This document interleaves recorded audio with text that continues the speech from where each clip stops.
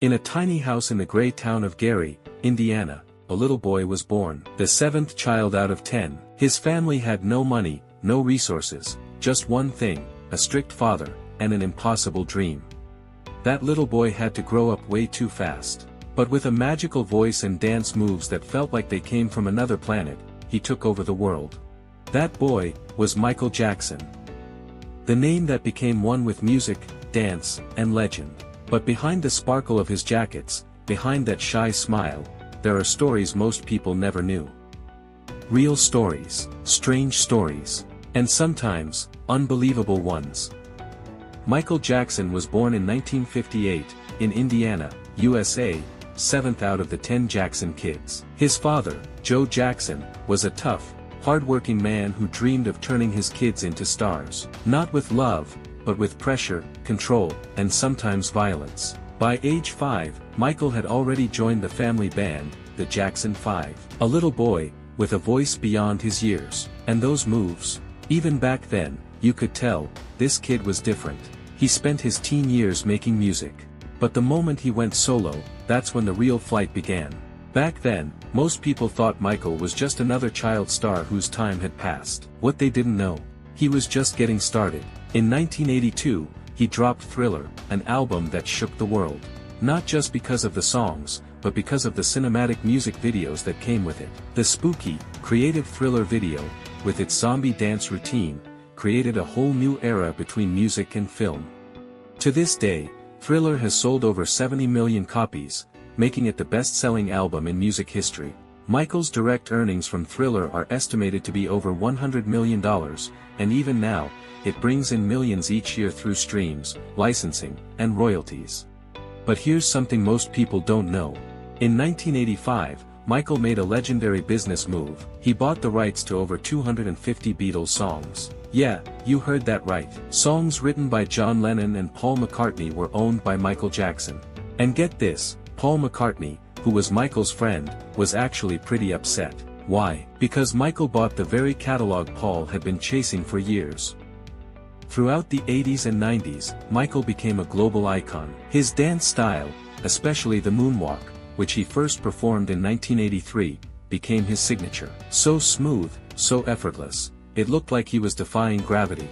But as his fame exploded, something else started to change, his appearance. People called it obsession. Some said he wanted to look white.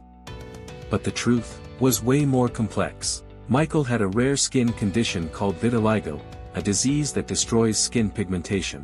At first, white patches appeared on his skin, but since that looked strange under stage lights, he had to use creams and treatments to make his whole skin tone uniform.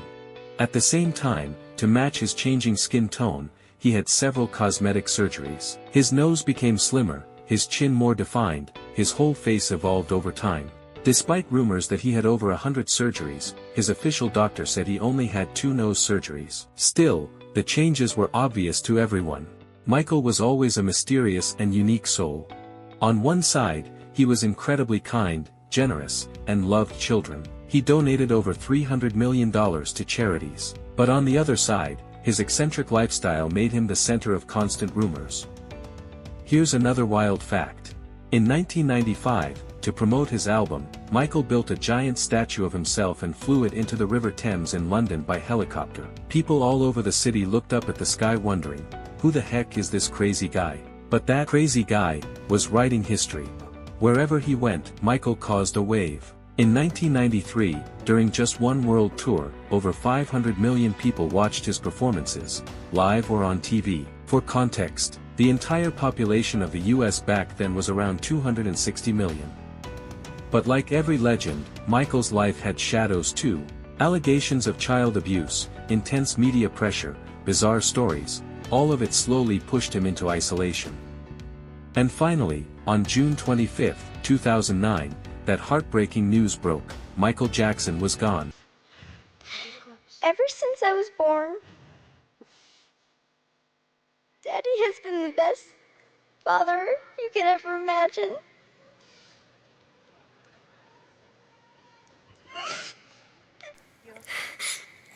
And I just wanted to say I love him so much.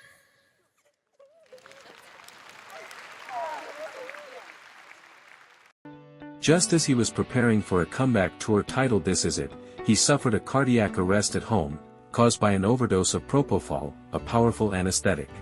His personal doctor was later convicted of involuntary manslaughter, because that drug should only be used in operating rooms, not for helping someone fall asleep. But to this day, there's still mystery in the air. Some believe Michael was a victim of the system. Some say he chose to disappear. And a few even believe he's still alive, and the whole thing was staged. Whether you believe it or not, Michael Jackson lives forever, in the hearts of millions. Not just for his music or moves, but for the way he touched culture, art, and even healed some souls. If, like me, you're blown away by this roller coaster of a story, don't forget to like this video. And if you want more stories like this, stories you've never heard before, told in just 8 minutes, then hit that subscribe button. 8 Minute Everything, where you discover things you'll never read in any book.